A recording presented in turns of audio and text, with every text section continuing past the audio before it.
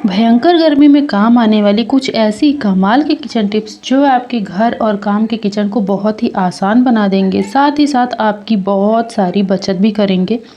तो बिना देर के वीडियो को शुरू करते हैं, लेकिन एक छोटी सी रिक्वेस्ट है, अगर आपको वीडियो ज़रा से भी हेल्पफुल लगे तो आप इस वीडियो को लाइक और चैनल को सब्सक्राइब ज़रूर कर लीजिएगा। तो यहाँ पर देखिए, सबसे पहले क्या है कि जब भी हम कुकर को गर्म करते हैं, हम सीधा रख के गर्म करते हैं तो काफ़ी ज़्यादा टाइम लगता है, जिससे गैस बहुत जाती है। तो आप क्या कीजिए, कुकर को इस तरीके से पलट दीजिए और फिर आप कुकर को गर्म करिए। सिर्फ 5 से 10 सेकंड के अंदर ही कुकर का जो अंदर का पानी वो पूरा सूख जाएगा और कुकर जल्दी गर्म हो जाएगा, जिससे आपकी गैस की काफ़ी ज़्यादा बचत होगी। और आप सबको पता है कि अभी गैस सिलेंडर की कितनी ज़्यादा शॉर्टेज चल रही है, बहुत परेशानी से मिल रहा है। ये देखिए, आपके सामने ही मैंने इसमें ऑयल डाला।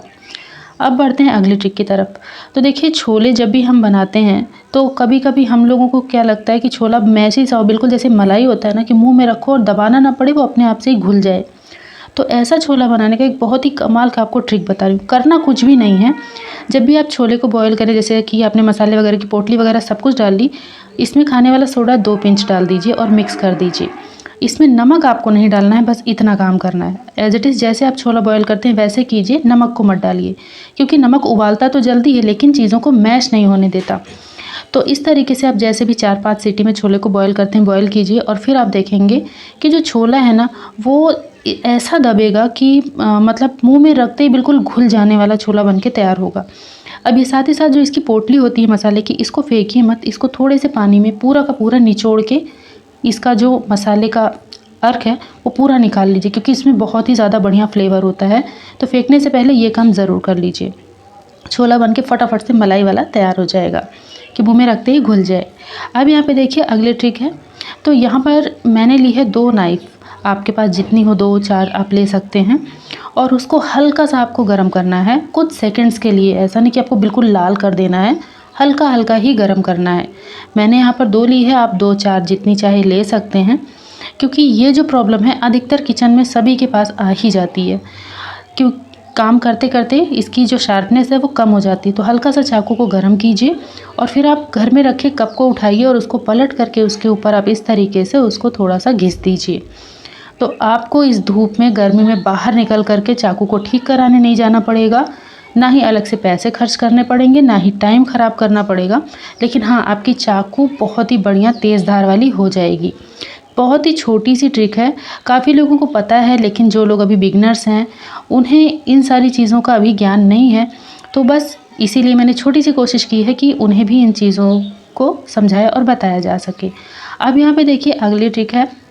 इस तरीके से दवा के रैपर को लेके, जो दवा का रैपर होता है जो थोड़ा टाइट होता है, वो वाला रैपर लेना है और टिश्यू में आपको इस तरीके से कवर कर लेना है। 2 टिश्यू लेना है आपको, और फिर इस तरीके से आप जो फ्रिज होती है उसकी जो रबड़ होती है ना, उसमें बहुत सारी गंदगी जम जाती है, क्योंकि गर्मी में धूल मिट्टी बहुत उठती है और हम बार बार फ्रिज का डोर खोलते बंद करते हैं। तो इस वजह से और भी ज़्यादा जल्दी इसमें ये गंदगी जमती है, जिसकी वजह से बिजली बहुत ही ज़्यादा कंज्यूम होती है और हमारा बिजली का बिल बहुत ज़्यादा आता है, और जो फ्रिज की कूलिंग है ना वो भी कम हो जाती है। तो कोशिश कीजिए कि आप सबसे पहले तो हफ्ते में एक बार इस तरीके से ज़रूर इस रबड़ को आप इस तरीके से साफ़ कर लीजिए। मिनटों में हो जाता है, आपको अलग से कोई भी एफ़र्ट इसमें डालने की ज़रूरत नहीं पड़ती।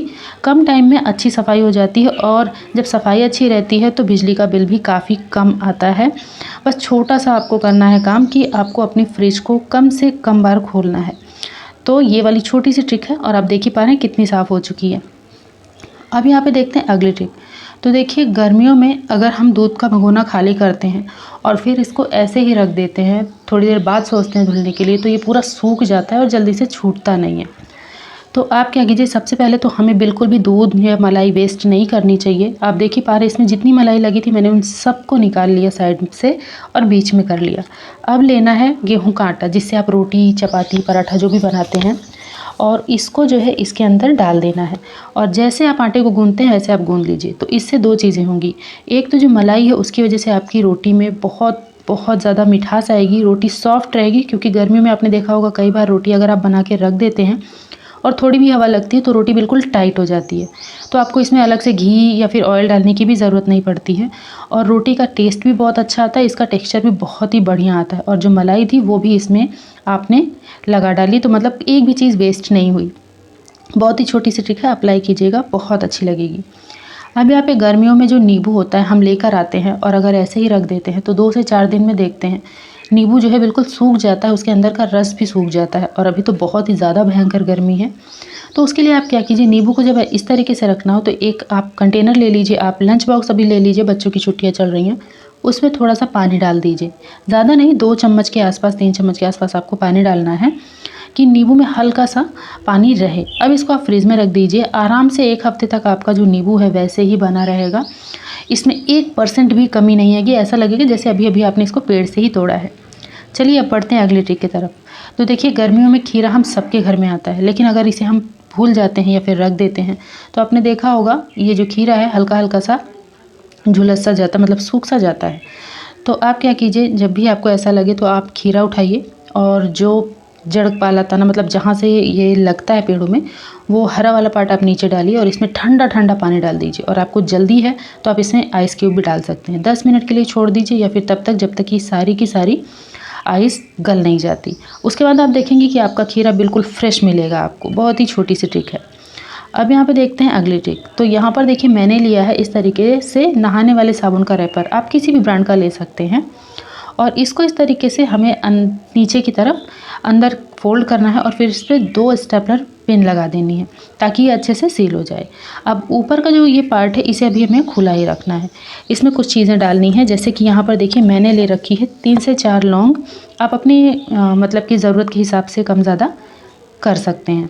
इस लौंग को डालने के बाद में क्या करना है, इसको इस तरीके से आप चाहे तो टेप से, गम से, या फिर मेरी तरह इसको अंदर इस तरीके से डालिए और डालने के बाद में इसको इस तरीके से फिक्स कर लीजिए। इसको हल्का सा आपको खोल के रखना है। तो यहाँ पर मैं क्या कर रही हूँ, ना ही मैं गम का यूज़ कर रही हूँ ना किसी और चीज़ का, बस एक स्टेपलर पिन इसके ऊपर लगा दे रही हूँ ताकि ये खुला रहे और जो लौंग की खुशबू है ना वो भीनी भीनी सी आती रहे। तो मुझे कुछ ज़्यादा ही लग रहा था तो मैंने एक और मार दी है इसके अंदर पिन। अब यहाँ पर क्या करना है, लेना है एक कोई भी नोकीली चीज़ आप ले लीजिए, अपने किचन में तो बहुत सारी रहती है। मैंने ले ली इस तरीके से एक सीज़र, मतलब छोटी वाली, और इसमें आपको 4 से 5 होल कर देने हैं। जब आप होल कर देते हैं तो ये लौंग एक भी इधर उधर गिरेगी भी नहीं और इसकी जो खुशबू है वो धीरे धीरे भीनी भीनी सी आती रहेगी। अब इसका इस्तेमाल कहाँ लेना है वो बता देती हूँ। देखिए, कबर्ड में जब कपड़े हम रखते हैं तो आपने देखा होगा कुछ दिन में अजीब से स्मेल आने लगती है या फिर उसमें छोटे छोटे से जाले टाइप के लग जाते हैं, जो कपड़े हम काफ़ी दिनों के लिए रखते हैं। तो उसमें आप इसे रख दीजिए, बहुत ही बढ़िया आपको फ्रेश फ्रेश फील होगा। अब यहाँ पे देखिए, बच्चे जब बाथरूम में नहाने जाते हैं तो उन्हें ना साबुन से खेलने का बड़ा ही शौक़ होता है, और अगर हम इस तरीके से कपड़े वाला साबुन पूरा रख देते हैं तो वो पूरा साबुन एक ही दिन में गायब हो जाता है, तो बहुत ज़्यादा वेस्टेज हो जाती है। तो आप क्या कीजिए, अगर आपके भी घर में इसी तरीके से पानी में बैठ के साबुन से खिलवाड़ करते हैं तो आप साबुन को इस तरीके से 2 टुकड़े कर लीजिए। जैसा कि आप वीडियो में देख रहे हैं, आप किसी भी तरीके से कर लीजिए, मैंने आपको एक आइडिया दिया है। इस तरीके से आप इसके बराबर टुकड़े कर लीजिए और एक छोटा टुकड़ा रख दीजिए बाथरूम के अंदर और एक रख दीजिए बाहर। तो अगर बच्चे जाते भी हैं तो ये छोटा रहेगा, तो आपकी काफ़ी ज़्यादा बचत हो जाएगी। अब यहाँ पे देखिए अगली ट्रिक है इस तरीके से बेलन को लेके। ये बहुत इंपॉर्टेंट ट्रिक है, इसका ज़रूर आप ध्यान रखिए। हम रोटी, पराठा, पूड़ी जो भी बनाते हैं, आपने देखा होगा कि बेलन हल्का हल्का सा वाइट वाइट सा दिखने लगता है 2 ही दिन में, तो इसको क्लीन करना बहुत ज़्यादा ज़रूरी है। तो आप इसको धुलने के बाद में हल्का सा गैस पे दिखा दीजिए, तो जो भी इसमें पार्टिकल्स अंदर तक गए होंगे ना, पहली बात तो वो झुलस से जाएंगे और सूख से जाएंगे, फिर वो निकल जाएंगे और जो भी कीटाणु इसके ऊपर बैठे होंगे वो सारे के सारे जर्म्स ख़त्म हो जाएंगे। ये छोटी सी ट्रिक है, ज़रूर अप्लाई कीजिएगा, आपका परिवार स्वस्थ रहेगा। अब यहाँ पे देखिए एक बहुत ही बढ़िया सी ट्रिक आपको बता रही हूँ। जब भी हम रोटी या पराठा बेलते हैं तो चकले को इस तरीके से रखते हैं और फिर हम उस पर सूखा आटा जब डस्ट करते हैं, डालते हैं, तो वो नीचे गिर जाता है प्लेटफॉर्म पे, जिससे कि काफ़ी ज़्यादा गंदगी फैल जाती है और फिर वो आटा भी वेस्ट हो जाता है। तो आप क्या कीजिए, जैसे आप रोटी बनाते हैं वैसे ही बनाइए, लेकिन उससे पहले आप प्लेटफॉर्म के ऊपर एक कपड़ा फैला लीजिए। तो इससे 2 चीज़ें होंगी। एक तो आप चाहे जैसी रोटी बनाइए, उसका जो भी सूखा आटा रहेगा ना तो वो नीचे गिरेगा, और जो आपका पटा है वो बिल्कुल भी इधर उधर ज़रा सा भी नहीं हिलेगा, एक फ़िक्स जगह पर ही रहेगा। क्योंकि जो प्लेटफॉर्म होता है वो बिल्कुल चिकना होता है और जब हम पटा रखते हैं तो वो या तो आवाज़ करता है या तो इधर उधर खिसकता ही रहता है। तो ये छोटी सी ट्रिक है, आप ज़रूर अप्लाई कीजिए, आपको बहुत ही ज़्यादा पसंद आएगी। पटे में ज़रा सी भी आवाज़ नहीं होगी, रोटी बहुत बढ़िया बनेगी और साथ ही साथ जो सूखा आटा गिरेगा उसको आप निकाल करके मतलब चिड़िया लोगों को डाल सकते हैं। अब यहाँ पे देखिए, अगर आपके भी घर में छोटे बच्चे हैं तो ये ट्रिक आपके लिए बहुत ज़्यादा यूज़फुल है। आप ले लीजिए एक फोक और उसमें आपको जितनी हरी मिर्च काटनी हो आप इस तरीके से लगा लीजिए और आप हरी मिर्च को काट दीजिए। तो इसका जो पानी है वो भी आपके हाथ में नहीं लगेगा और जो मिर्च काटने की वजह से आपके हाथ में जलन हो जाती है वो भी नहीं होगा। और गलती से अगर आपने बच्चों को छू दिया मिर्च काटने के बाद तब तो उनकी हालत ही ख़राब हो जाएगी। तो इन सारी चीज़ों से आपको ये वाली ट्रिक बचा सकती है। आप इससे आराम से मिर्च काटिए, आपके हाथ में ना जलन होगी ना ही किसी भी प्रकार की दिक्कत होगी।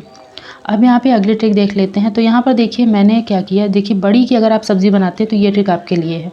सबसे पहले आप बड़ी को फ्राई करके निकाल लीजिए। इसको बिल्कुल भी मसालों के साथ अभी आपको नहीं भूनना है।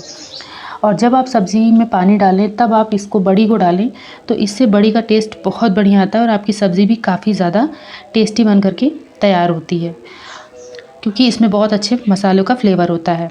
अब देखिए गर्मियों में हम सब रोटी इकट्ठा बनाते हैं क्योंकि बार बार किचन में जाने का मन नहीं होता। बच्चों की भी छुट्टियां चल रही हैं और जिसको बाहर जाना होता है सुबह सुबह निकल ही जाता है। तो इस तरीके से जब आप रोटियां बना लें तो रोटियों को जब हम कैसरोल में रखते हैं तो आपने देखा होगा नीचे की एक रोटी पूरी ख़राब हो जाती है, ऊपर की रोटी भी ख़राब हो जाती है, साथ ही साथ जो रोटी है वो जो है काफ़ी मतलब कि 2-3 घंटे के बाद अजीब सी टाइट सी हो जाती है। तो आप छोटा सा काम कीजिए, आप ले लीजिए एक कॉटन का ये कपड़ा, थोड़ा मोटा होगा तो बहुत अच्छा होगा, और फिर इसको ऊपर से रखते हुए आप इस तरीके से साइड में जैसे आप वीडियो में देख रहे हैं नीचे की तरफ आप डाल दीजिए। कपड़ा मोटा होना चाहिए, इस बात का ध्यान रखिएगा। अब जब आप इस तरीके से डालेंगे और उसके बाद में बीच में से आपको थोड़ा सा उठा लेना है, क्योंकि जो इसका हम ढक्कन लगाएंगे ना तो इसमें भाप बनती है और वो भाप अगर रोटी पे गिरेगी तो वो रोटी बिल्कुल ही ख़राब हो जाएगी, गल जाएगी। अब इस तरीके से आप इसको बंद कर दीजिए, इसकी भाप बाहर नहीं निकलेगी और अंदर गिरेगी तो रोटी बिल्कुल ख़राब नहीं होगी, लेकिन हाँ काफ़ी टाइम तक सॉफ्ट और गर्म बनी रहेगी। अब ये अगली ट्रिक बहुत ही कमाल की, देखिए अगर इस तरीके से बच्चों ने गलती से या फिर छोटे बच्चे हैं और बड़े बच्चों के बुक में मार्कर वगैरह चला देते हैं तो वो निकलता बिल्कुल नहीं है और फिर बच्चे बहुत ज़्यादा परेशान हो जाते हैं। तो उस टाइम पे आप ले लीजिए नींबू और नींबू की मदद से मार्कर को बहुत आसानी से आप निकाल सकती हैं। आपके सामने ही वीडियो चल रही है, आप ध्यान से देखिए, कोई फेक नहीं है। अगर आपका भी बच्चा इस तरीके से गलती कर देता है या फिर कोई इंपॉर्टेंट पेपर ही हो गया और उस पर बच्चों ने मार्कर चला दिया तो फिर वो ख़राब नहीं होता। आप ये छोटा सा ट्रिक अप्लाई करेंगे तो आपका पेपर बिल्कुल सही हो जाएगा। ये देखिए पूरा का पूरा बस आपको करना क्या है, नींबू लेकर उसका जो रस है हल्का हल्का सा प्रेस करते हुए इसके ऊपर हमें लगाना है। ये देखिए आप सामने से देख लीजिए, बहुत ही छोटी सी ट्रिक है फ्रेंड्स, लेकिन काफ़ी ज़्यादा यूज़फुल है। तो अगर आपको भी ये ट्रिक पसंद आई होगी तो वीडियो को लाइक ज़रूर कर लीजिएगा। चैनल पर पहली बार आए हैं तो सब्सक्राइब कर लीजिएगा, साथ ही साथ अपने फैमिली फ्रेंड्स में ज़रूर शेयर कीजिएगा। यहाँ पर देखिए सारा का सारा ये मार्कर का जो हमने मतलब दाग इस पे था वो पूरा निकल गया, एकदम साफ़ हो गया। ऐसा लग रहा है कि मार्कर इस पे चला ही नहीं था बिल्कुल। ये देखिए पूरी साफ़ हो गई बुक, पहले जैसी थी वैसे ही, बस हल्का सा इसका रस लगा है नींबू का तो वो अभी थोड़ी देर में सूख जाएगा। तो बहुत ही कमाल की ट्रिक है, अगर आपको भी पसंद आई होगी तो ट्राई ज़रूर कीजिएगा। पसंद आया हो तो लाइक शेयर सब्सक्राइब ज़रूर कीजिए और हाइप का बटन देना बिल्कुल भी मत भूलिएगा।